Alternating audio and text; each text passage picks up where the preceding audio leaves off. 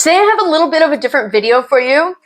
I'm going to be reviewing the Mrs. Quilty subscription box. Just some quick background information. I am a long arm quilter by trade. Most of the content on my channel is about long arm quilting, but I still love making quilts. I try and get piecing in every single week. But I'll tell you a secret. I actually learned how to quilt right here on YouTube. So if I can do it, anybody can do it. I was actually contacted by a company that was representing Mrs. Quilty back in February 2023. They wanted me to film a testimonial video for this subscription box. And in return, they were going to send me 2 boxes.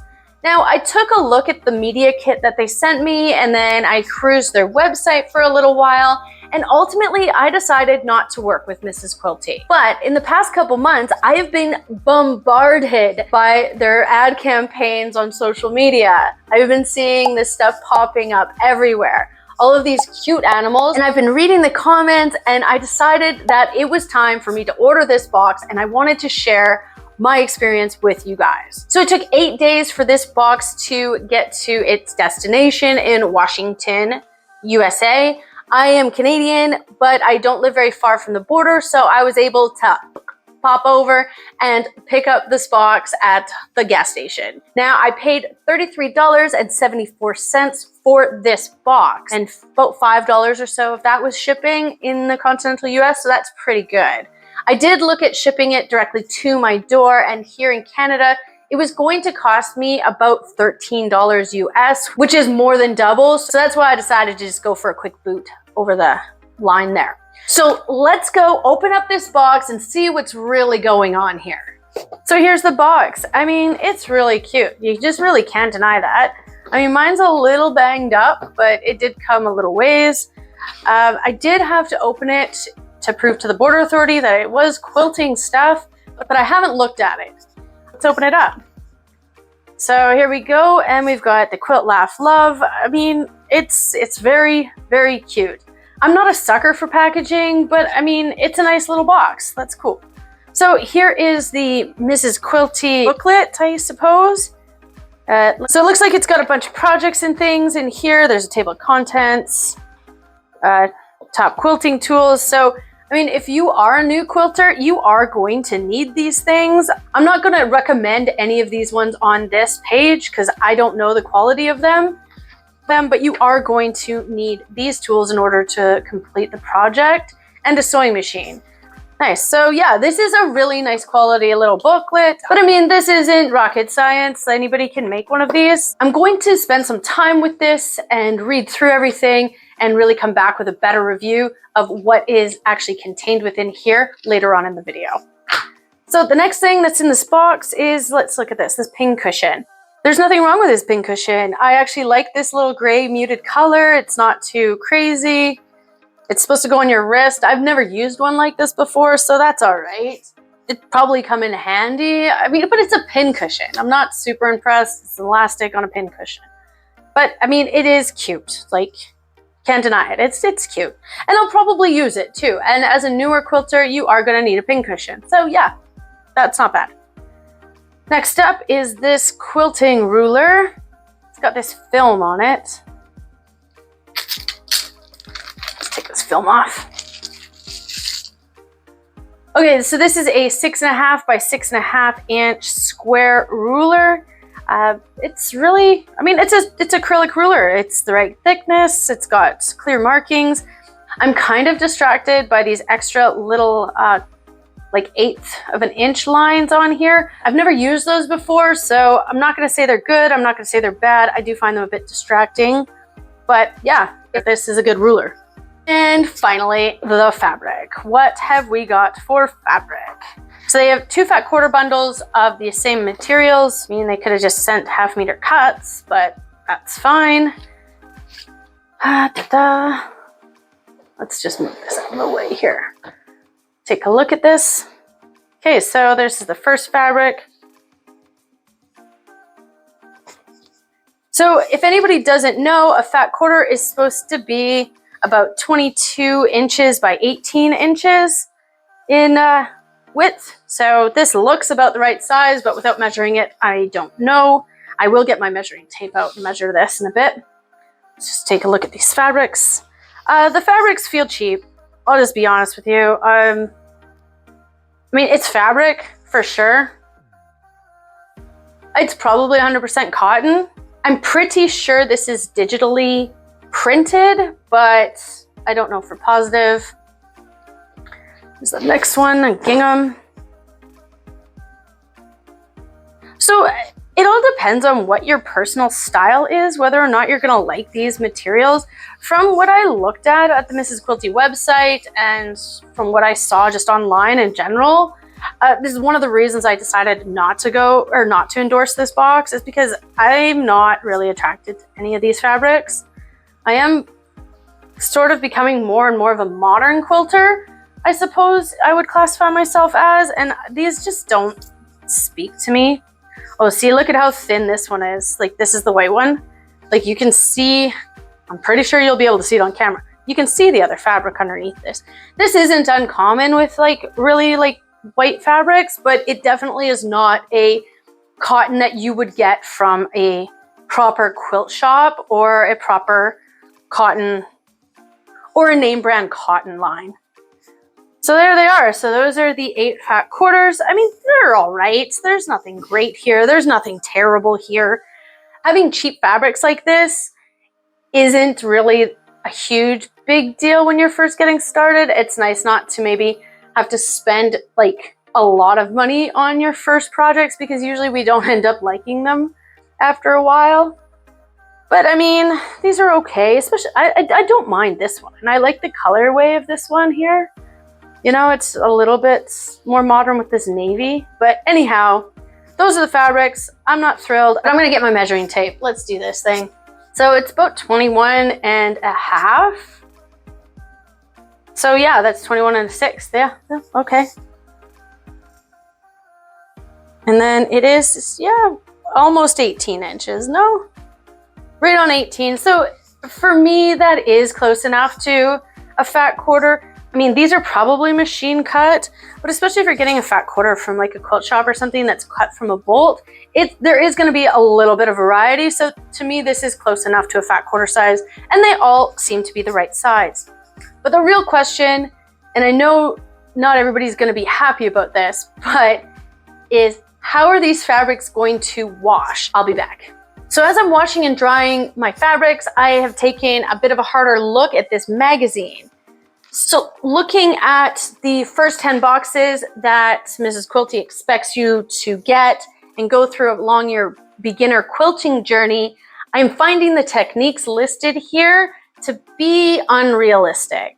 Not to say that you can't learn everything that's listed here. Everybody can learn this. It's not difficult stuff to learn, but to learn these techniques on the small projects that I'm seeing in this book is unrealistic. Just like any skill, quilting is going to take some time and practice to get proficient at. And I just don't see anybody completing the projects that are in these books to have a very good experience. And I see that as being very discouraging and will ultimately make people not want to continue along their quilting journey. Out of the wash and into the dryer. All right.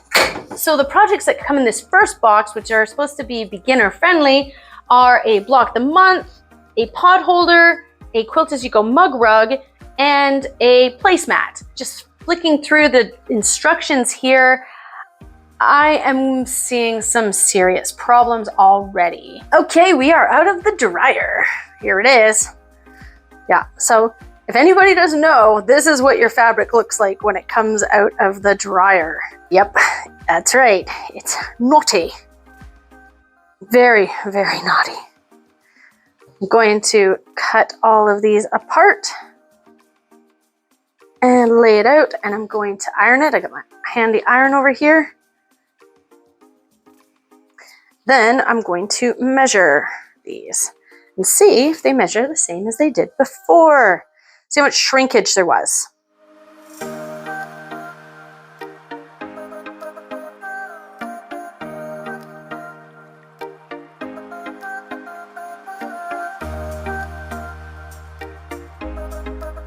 So I'm just gonna see what the shrinkage is. So we're still at 21 inches here, and top to bottom, 17 inches. So we lost about an inch. You know, that's pretty normal. So I wouldn't say these shrank any more than I would expect them to, which is really nice. I've had fabrics that have shrunk up to 20%, which is crazy. Anyhow, so these are, they washed well. They feel like proper cotton now. So definitely the feeling coming out of the package is a lot more, there's a lot of chemicals in this. You can feel it. That's also why I like to wash my fabric, just to get those chemicals out of there. So I'm gonna go and make something and see what I find. So let's go stitch.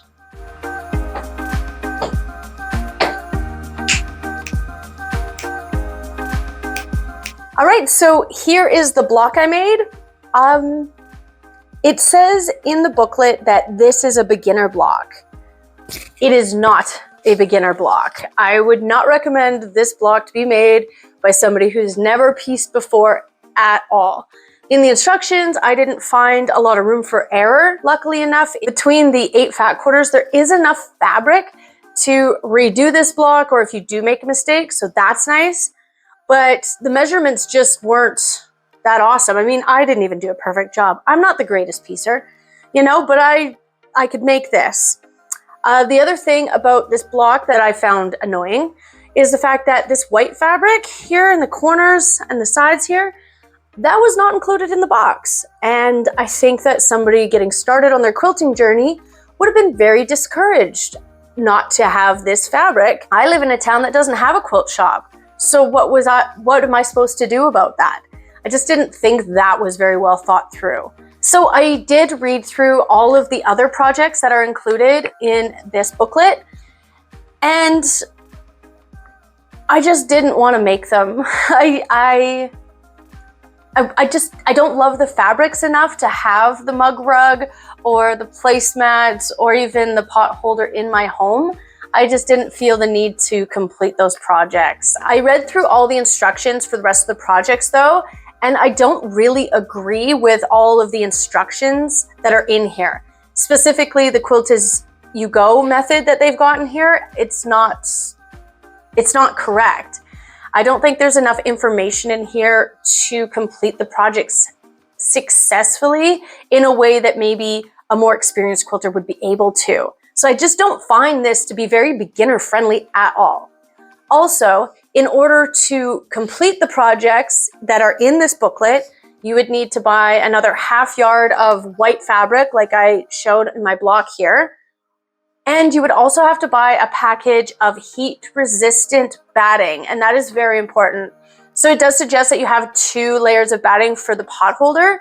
It does mention that you should use like a thermal batting, like batting specifically made for kitchen use. But I mean, that should be a requirement, you know, like you could potentially use the wrong batting, like if you used a pure polyester, and somebody just getting started might not know that, and you could potentially burn yourself. And I find this just a major oversight for a box that's claiming to help new quilters begin their quilting journey. So I do not recommend this to anybody beginning quilting. So although I don't recommend this box to a beginner, it's not a bad box for somebody who's maybe coming back into the quilting world after a hiatus, or maybe somebody who's got a background in sewing, you know, like a seamstress of some sort who understands fabrics and piecing techniques and sewing techniques. Maybe you just love this fabric and you like doing smaller projects, then this is a fine box. The fabrics are not quilt store quality, but in all honesty, they're not horrible either.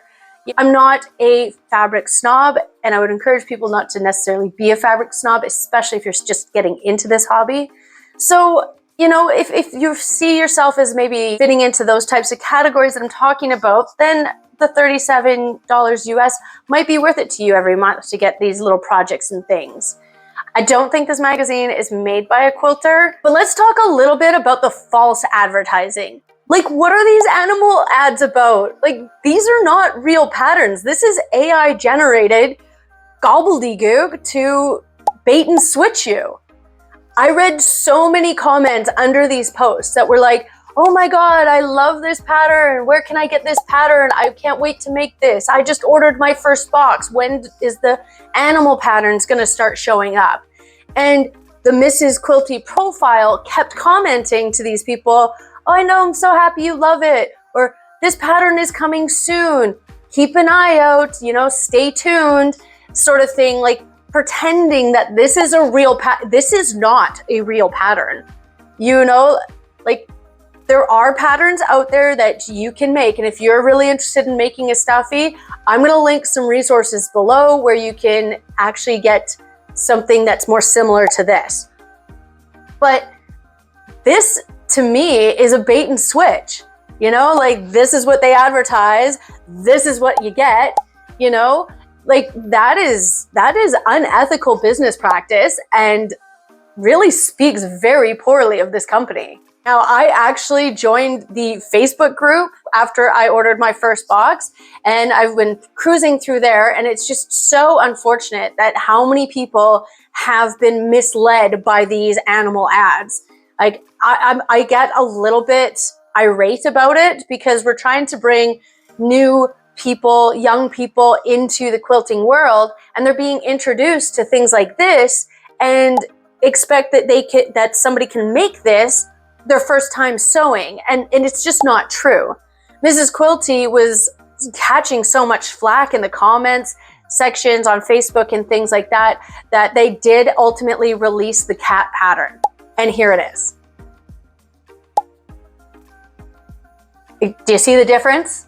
Like, how on earth can you compare these two?